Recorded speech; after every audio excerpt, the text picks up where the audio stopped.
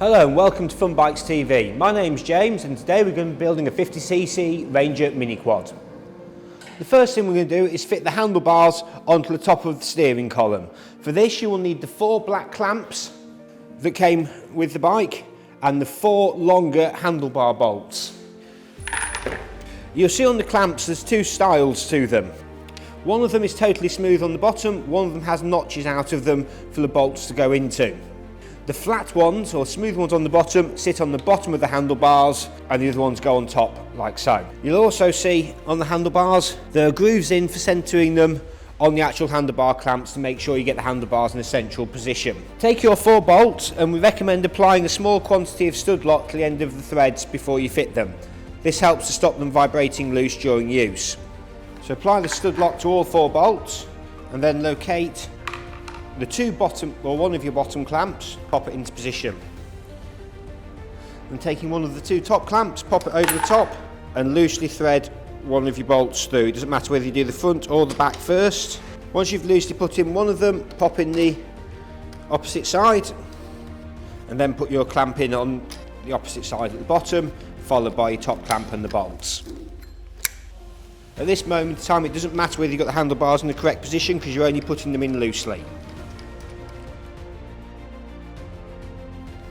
So now we've put all the handlebar bolts in loosely, what we're going to do is A, make sure that you've got them central by the markings, and B, that this bar here is an equal distance between the front and the rear bolts and that the handlebars are in line with the steering column. This gives the correct riding position for the handlebars. And then start to tighten up your bolts, do one clamp before the other and try and make sure that you've got an equal gap on the front and the rear of the clamps when you've tightened them up. You'll need a 10 spanner or socket to do this.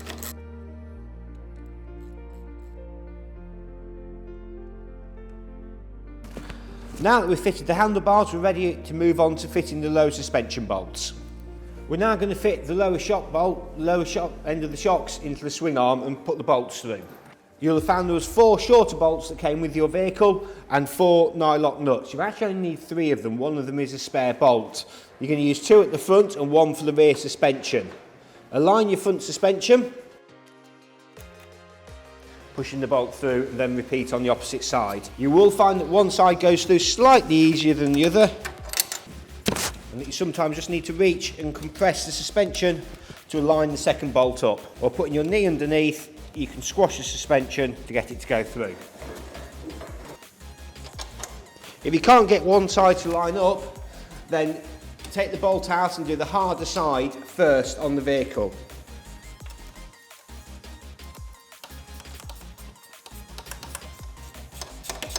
Sometimes you just need to use a spanner to get the bolt to thread through.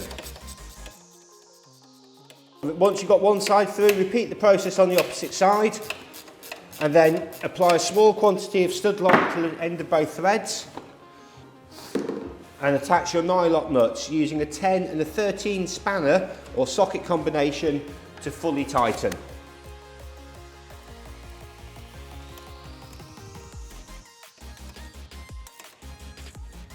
Once we've fully tightened these, we need to check that the upper shock bolts are tight.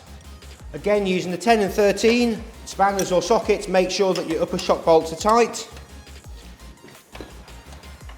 And then apply a small quantity of stud lock to the end of the threads. We're now going to make sure that the steering is tight on the vehicle. To start off with, we're going to check that the actual stub axle is tight and secure. Now you don't want to over tighten this so that you can't actually turn the steering, but you need to make sure that there's no play in the actual stub axle itself. So using an 8 Allen key and a 17 spanner, ensure that this is tight. Once you're happy it is tight and secure, check the stub axle on the opposite side. You will then use a 6 and a 13 spanner, 6 Allen key, 13 spanner, to make sure that your 2 track rod ends are tight on the vehicle. Once you're happy that these 3 bolts are tight and secure, again apply a small quantity of stud lock to the end of the threads. Once you've completed one side, repeat the process on the opposite side of the quad. We're now going to attach the front bull bar and rack to the vehicle. To do this, to start off with, we'll need to remove the 2 bolts at the front here. Then taking your front rack, which was attached to the suspension, attach it to the front of the vehicle. Start off with just again apply a small quantity of stud lock to the end of your threads.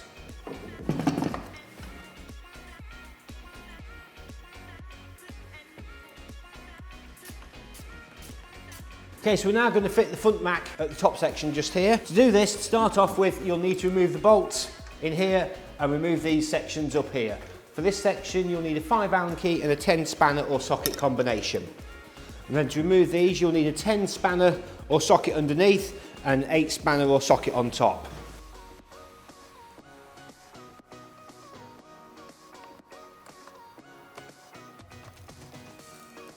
Okay, we're now ready to fit the front rack onto the section on. So taking the bolts that you removed from the front first, pop those through with the washer on the back and then one of your nuts.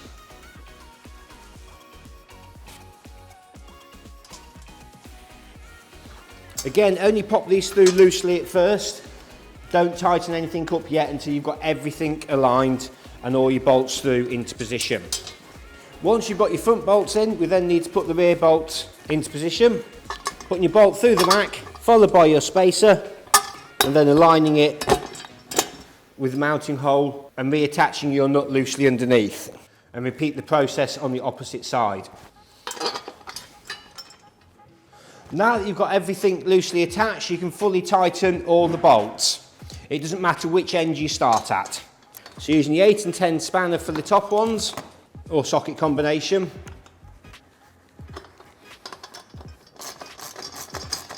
Fully tighten your bolts down. Once your rear ones are tight, tighten the front section using the 5 Allen key and the 10 spanner, or socket. As you're going along, just make sure your front plastic bolts are tight while you've got the 5 Allen key in your hand, and then fully tighten the bottom bolts. We've now fully tightened and secured our front rack.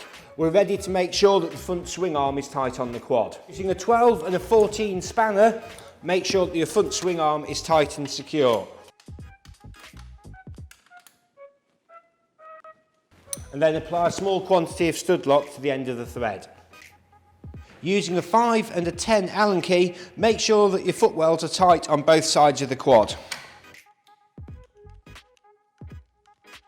Careful not to over tighten these because you are tightening the bolts into plastic, and if you over tighten them, you can cause them to crack.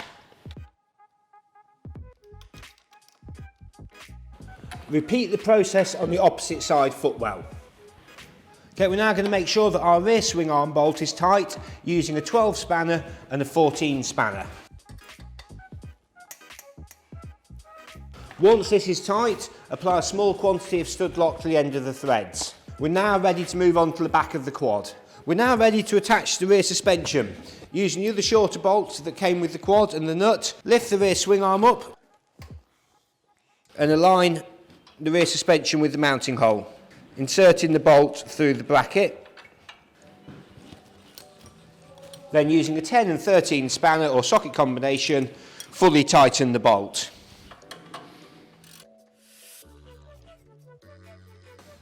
Once this is tight, we're ready to check the top shock bolt is tight on the quad. We're now going to make sure the top shock bolt is tight. The easiest way to do this is to actually remove the seat from the quad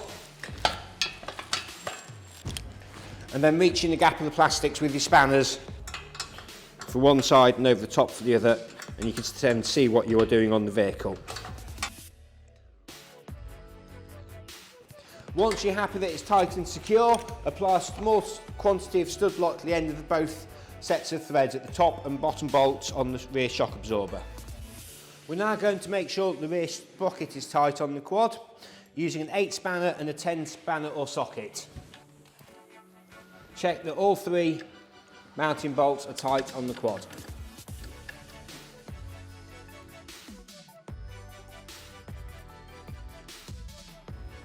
Once you're happy that all three bolts are tight and secure, again apply a small quantity of stud lock to the end of the thread.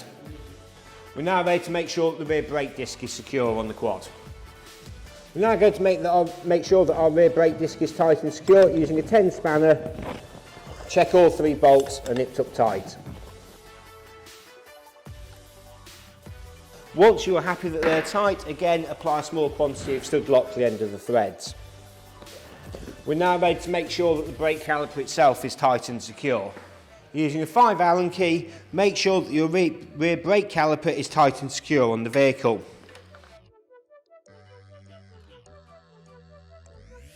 Checking 2 mounting bolts, your cable mounting bolt, and also your bolts on the top here. Now these, when you loosen them off, allow you to move the caliper from the left and the right to make sure that it's square and not binding on the vehicle. So make sure, if you're happy with it, make sure that they're nipped up tight. We're now going to make sure that our end cans are tight on the quad and the exhaust system using a 10 spanner or socket on both sides. Now the front bolt does have a rubber bung on it, so you cannot over tighten this, but just make sure that it's nipped. The rear one, make sure it's as tight as possible, and repeat the process on the opposite side. Now that we've tightened the exhaust on the quad, we're going to make sure that the rear wheels are tight. Using a 22mm socket, make sure that both rear wheels are tight on the quad. If you hold the rear brake on, it stops the wheel rotating while you are trying to tighten it. Once these are tight, we can now fit the rear reflector to the vehicle. We're now going to fit the rear reflectors to the vehicle, which came in your box of accessories. It mounts on the back between the 2 exhausts. Pushing the bolt through on the back of the reflector, put your little plastic washer on, and then reattach the nut onto the back of the reflector. Once you've tightened this up, tighten this up using an 8mm spanner once you've got it level on there. We're now going to fit the bar pad onto the handlebars. Remove the plastic cover, then using a pair of scissors, carefully cut down 1/2 of the bar pad. Place the foam pad over the handlebars, and then put the bar pad cover back over the top of the pad. We're now ready to make sure that all the levers and kill switches on the handlebars are angled and level off to the correct position. We're now going to level off our levers to the correct angles. They want to be angled approximately 30 degrees down for a comfortable riding position when you're riding the quad. This lever is in the correct position. So what we're going to do is going to loosen off the brake lever for the rear using a 5 Allen key, look across the front of the handlebars to level off the levers at the same angle. Once you are happy with this, we're then going to retighten the rear brake lever. At the same time, we're going to set up the position of the kill switch, so rotate it back towards the rider, and then using a Phillips screwdriver, make sure that this is tight and secure. Again, your bell, position it the position you want it for riding, and then tighten up the Phillips screw on the bottom of it. We've now checked that our levers are tight and that they're angled in the correct position. The next thing we need to do is to fit the breather pipe to the top of the fuel tank. In your box of accessories, you'll have had a short black pipe come with the vehicle. This is the breather pipe for the fuel tank. So you basically just push that onto the top of the tank in the centre, and then the top of the handlebars, push the excess pipe into the top like so. Using a 5 Allen key, we're going to make sure that the exhaust manifold and the engine mounting bolts underneath the quad are tight. It's important that you check these regularly before or after every use to stop the engine vibrating loose through the bolts. And using the 5 Allen key to check the exhaust manifold is tight on the engine. We've now fully assembled our 50cc Ranger Mini Quad. You will need to do a nut and bolt check on the vehicle before or after every use to make sure that everything stays tight and the quad is well maintained for your child to use. You will also just need to set the tracking on this vehicle and the front brakes. There are separate assembly videos on the website that show you exactly how to set your front tracking and how to adjust your front brakes so that they pull equally. Thank you for watching FunBikes TV. For more technical help videos and product videos, please visit our YouTube channel.